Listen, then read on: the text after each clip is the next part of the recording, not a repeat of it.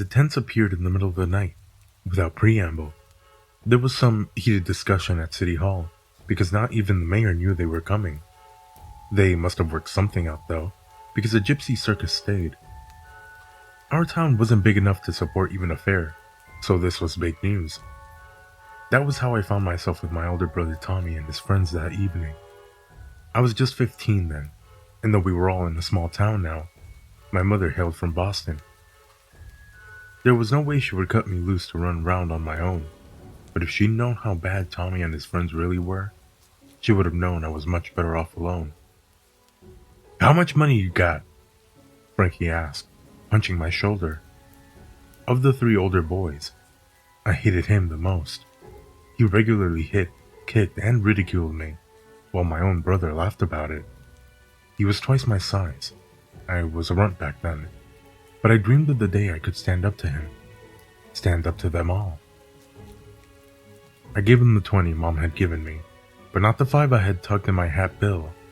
If nothing else, I wanted to sneak a candy apple later.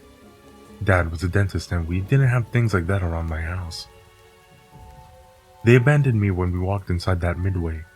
I'd never been to a circus before. There weren't many rides, but huge tents loomed everywhere. Barkers told us to come one, come all, see the magnificent beasts of the wild, or the horrifying freaks of nature. I laughed at that one. I'd ridden in with the freaks of nature. Still, I wanted to see a lion. They looked so majestic on television. Reluctantly, I parted with $2 and stepped inside. The tent smelled of sawdust, sweat, and dung, but inside were the most fantastic creatures I'd ever seen. I picked a peanut off the ground and fed it to an elephant, then sat on a bench to wait the show. The lions were my favorite part. I knew they were big, but I never expected anything that huge. I held my breath when the lion tamer stuck his head in one creature's mouth. Its incisors looked as long as my fingers, which I knew were called carnosoles from a book my dad gave me, worked like scissors to cut and tear meat. No way would I ever have had the guts to stick my head in there. After the show, I debated spending another $2 to watch the same show again, but I really wanted that apple. As I made my way to the food trailers, a girl called out to me, "Read your fortune for $1. The sight of her took my breath. For the rest of my life, I'd dream about her face. I wish that she could have seen her own fortune instead of mine that night. She didn't deserve what happened to her. I stared at her, transfixed. Her eyes were 2 different colors. I wondered if she wore contact lenses to achieve the effect, in order to look more striking. One was icy blue and the other brown like mine. The effect was jarring, even more so because she was lovely. Long black hair, full lips, dressed like a genie from a TV show with her smooth, tan belly bared. Hormones trumped hunger. She took my palm and stretched it out in front of her. She talked for a while, giving me vague predictions. Then she gave me a long look and said, "You need to stand up for yourself. Do not let others control your fate." I always wondered about that later, if she really saw that. It proved to be good advice. I wish I'd heeded it. She walked me out of my reading, her hand tucked into my arm. "Well, what do we have here?" Frankie boomed. "The little monkey has a girlfriend." Her hand tightened on my arm and then she smiled. "I'm taking a break." Frankie caught her arm as she tried to walk by, and Tommy and his friend James blocked her. I wanted to tell them to leave her alone, but my voice was a frog hung in my throat. "Hang on! I got $1. I want my fortune sold. Matter of fact." He leered at her. "What will a 10 get me?" To my horror, he grabbed her waist and pulled her against him. She struggled free and snarled something in a foreign language, then she spat on his shoe. Frankie backhanded her, then dragged her into the tent. I turned to run and James tripped me. I went sprawling into the dust and my mouth filled with blood. James hauled me up, and I heard a click as he opened the switchblade he always carried. He pressed it against my back. One move, and I'll slice up your spinal cord, he said. Snitches end up in ditches. It only lasted a few minutes, but it seemed like an eternity. They brutalized that girl. I heard her struggle at first, then nothing. That nothing terrified me. I was crying, blood and snot choking me. People walked right on by, and nobody seemed to notice something was wrong. Something was horrible. The newspaper said her father found her, naked and beaten in that tent. It was 2 days before she could give the police a description. I was relieved when the police pulled up in front of our house. Don't you say a word, Tommy hissed, or I swear on my life, I'll end you. I wish I could say that I spoke up and told the police everything, but I didn't. I thought her description would be enough, and the DNA. But I misjudged small-town politics. Frankie, Tommy, and James spun some story about the girl being a prostitute and soliciting them for money. They said she grew angry when they didn't have enough and threatened to cry rape if they didn't bring her money. They said another gypsy had beat her to make the story look real. The judge closed his briefcase and let them go. We walked outside together. I've never felt so sick, ashamed. Tommy and his friends stood beside me in their fresh suits and ties, looking like altar boys. An old gypsy woman approached. She muttered something, then made a sign in the air with her gnarled finger. Frankie stepped toward her, and James caught his arm. The girl sobbed against her father, her beautiful face still swollen and discolored. She whispered something to the old woman and pointed at me. The old woman's eyes narrowed, and she made another sign. That's enough, my father said, and led us away. The circus disappeared, and within a week, my brother and his friends were dead. Tommy got his hand caught in the garbage disposal at the restaurant he worked after school. As it chewed his arm, they thought the pain was making him delusional, because he was screaming about the lion's teeth. He bled out before the ambulance got there. James fell off a ladder while he was helping his father patch their roof. The fall severed his spinal cord. Frankie died the most horribly of all. He wrecked around Johnson's Bend one night, and his car caught on fire. Rescuers say they'd never forget his scream. I figured he's still screaming and burning in the place he went. I dreamed about the old woman every night. She said, "Your crime is silence. You stood quietly and let evil reign. Thus sealed your fate." One morning, my tongue felt funny. When I peered into the mirror, it looked like a piece of bark was attached to it. It felt like bark too. Mom was still in her room, so I didn't bother her. I somehow knew it was my time. I went to the woods behind our house.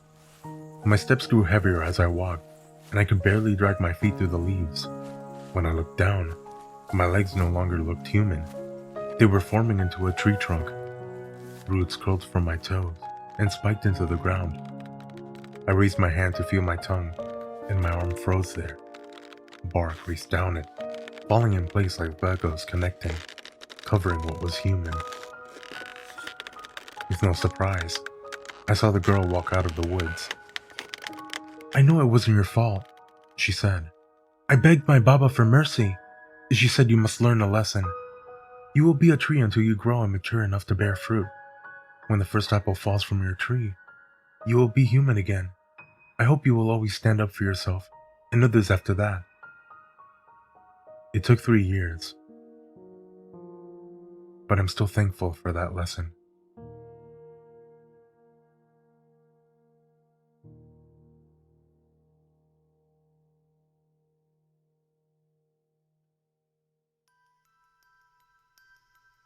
The staffing agency could send me anywhere, packing wine glasses into styrofoam molds one week, driving a forklift around a yard the next.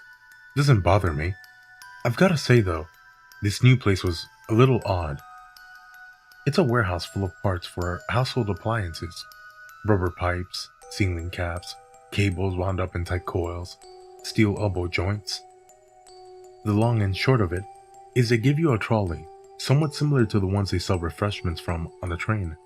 along with a scanner gun and some sheets of paper containing barcodes. Wheel the trolley to the location, scan the barcode, put the item on the trolley, repeat. Once your trolley is full, you go and see Doris, a weepy-eyed elderly lady who has her helpers empty it. Then you do the same again, for 12 hours. At the start of the shift, Doris hands us the papers, and off we go. A small army of trolley pushers navigating labyrinthian aisles under sharp electric lights. Ventilation was poor, and the ceiling was low, which made the dust inescapable. Items stored in the far reaches of the warehouse were the worst for it, because they were so rarely selected. Disturbing layers of dust centimeters thick was no good for the respiratory tract, especially for a smoker like me. It was a bad habit I picked up after my wife died, and that was nigh on 20 years ago. Time that should have healed had only layered on more apathy. I mused tiredly about the person who designed the warehouse floor plan. Stock was sequenced so that the more frequently chosen items were stored closer to Doris's counter, and the aisles were labeled alphabetically. Z06? This correct? I said when Doris handed me the sheet one morning. Yes, she said without looking up. She licked her fingertip and dished out another sheet. Stock requests for items housed in the aisles beyond perhaps aisle T were rare. You might see one come through every fortnight. At Z06, I coughed through a cloud of dust to retrieve some kind of pipe sealed in bubble wrap. When I put it on the trolley, the lights cut out. I stood, assuming it was a prolonged flicker. Seconds went by. I felt a subtle shift in the air around me. Hello? The lights came back on. I reported the malfunction to the maintenance guy, who grunted. The next day, I was given Z10, Z11, and Z14. This can't be right, I said.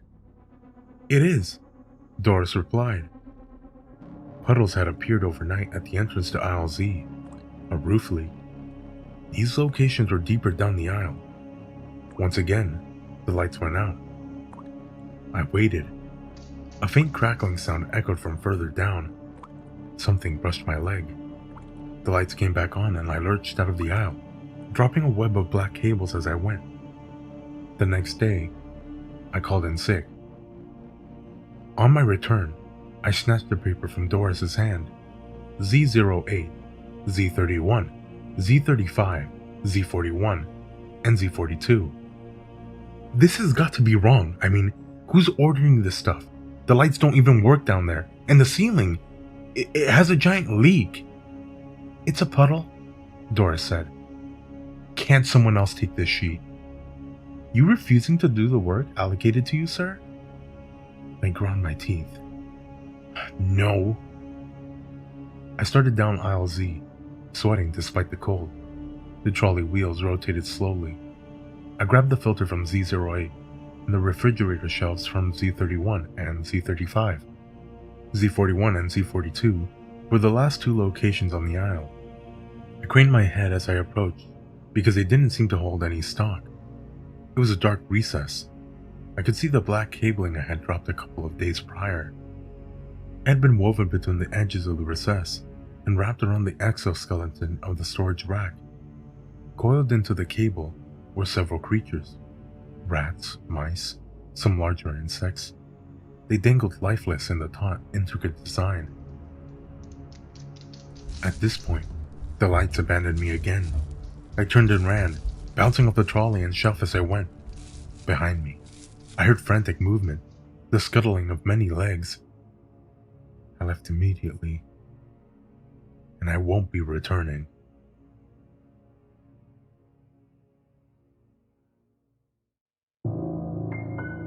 I usually like to watch TV with my little sister, Kimberly. She was only 5, so of course she watched all of the cutesy kids shows. I didn't really mind though. They made her happy, and I liked spending time with her. She watched shows like Dora, Blue's Clues, and Arthur. We often had a lot of DVDs of old kids shows around the house that we would watch. There was a large box of old movies and TV shows in the attic. I took a brief look at it once, but none of them looked like they would appeal to her. One day, Kimberly was at a doctor's appointment.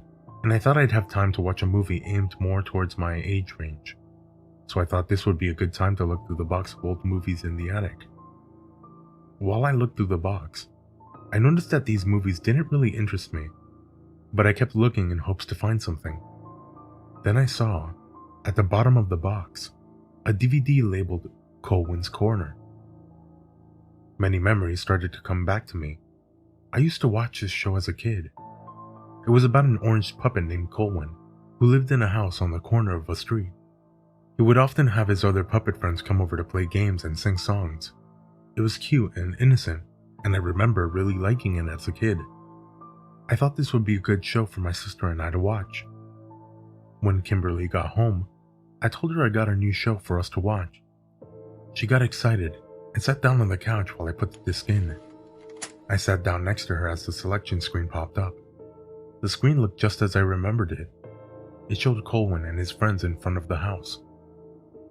I chose the first episode, and the theme song began. I was a little confused. The colors were a lot darker than I remember, and the song was sung a lot slower and in a deeper voice. I didn't think much of it, as I hadn't seen the show in a long time, and I probably forgot some elements of it. The show began pretty normally. Colwyn was in his house and said hello to the viewers. There was a knock on his door and he said, "I think my friends are here." When he opened the door, I felt my heart reach my throat. Standing at the door were two tall white puppets with no nose or mouth, only pitch black eyes. I was shocked because I don't even remember those characters on the show. Even the cover of the DVD showed two colorful, friendly puppets. I looked over at Kimberly, and she had this big smile on her face. I was confused since an image like that would terrify a child. "I'm not sure if we should watch this anymore," I told her. "No, please, keep it on," she exclaimed. I continued watching as the giant puppets didn't seem to faze her. The two large puppets came into the house. Colwyn asked, "What do you guys want to do today?" The one puppet replied with the most horrific sound I ever heard. It sounded like a man was shouting, almost screaming in a strange language. The audio was very distorted. At this point, I got up and ejected the disc from the VCR, much to Kimberly's disappointment. "Why did you stop it? Put it back on," she said. I didn't listen and put the DVD in a drawer. Even though Kimberly wasn't bothered by the show, I still thought it was too disturbing for a 5-year-old. I had trouble sleeping that night. I kept thinking about the video. I watched that show all the time when I was younger. I definitely have seen every episode. I didn't understand why I didn't remember an episode like this. I was still curious about the rest of the episode. I decided to go downstairs to finish it. I took the DVD out of the drawer and put it in the VCR. I put on headphones so the noise wouldn't disturb my family. The episode began the same, with a strange intro and the large puppets. After the one puppet made the terrifying sound, Colwyn replied, "You're right, we should play a game." He then grabbed a knife off the counter. It cut to a live-action arm painted orange to represent Colwyn's. The knife went up to the arm and started to cut slits, each one deeper than the last. Colwyn started to scream a blood-curdling scream. I couldn't believe what I was seeing. I felt sick to my stomach. Blood gushed out of the wounds as the screams got louder and louder. It then cut to a live-action neck, painted orange. The knife went up the throat and cut a deep slit in it, and blood began gushing out. It showed Colwyn gasping heavily for air before his eyes turned completely white. The episode ended with him falling to the ground as the two tall white puppets looked directly into the camera with pitch black eyes. I was utterly terrified at this point. I immediately ejected the DVD and threw it in the trash. I couldn't sleep at all that night. I kept thinking about the episode. I got up the next morning and went downstairs to get some breakfast. I walked past Kimberly's room and saw that she wasn't there. When I got downstairs, I saw her on the couch, finishing up the horrific episode I watched last night. I immediately grabbed the remote and turned the TV off. "Why did you do that?" she asked. "Where did you get the DVD?" I shouted. "It was in the garbage," she replied. I took it out because I wanted to finish the episode. This show is very bad, I shouted. No, it's not, she said. They were just baking a cake.